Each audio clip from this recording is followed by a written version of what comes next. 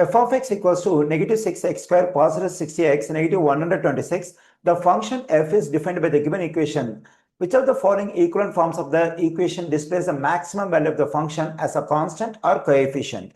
Here we have a quadratic function in standard form, that is f of x equals to ax square positive bx positive c.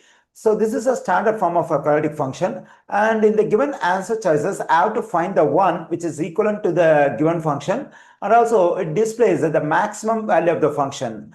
Usually the vertex form of a quadratic function will display the maximum value as a constant. So the vertex form of a quadratic function is f of x equals to a multiplied by x negative h whole square positive k. So this is a vertex form of a quadratic function. In this one, the value we have at the place of k will represent the maximum value or a minimum value of the function.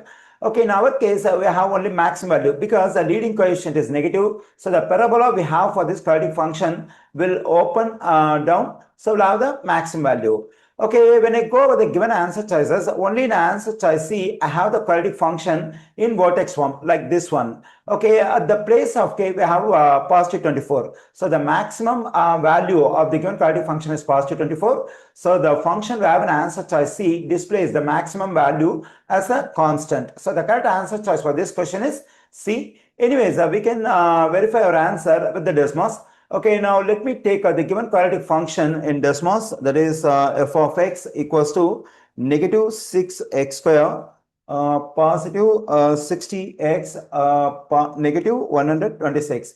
Okay, here the parabola we have for the given quadratic function opens down. Okay, let's consider the vertex we have over here. That's the maximum point of this quadratic function.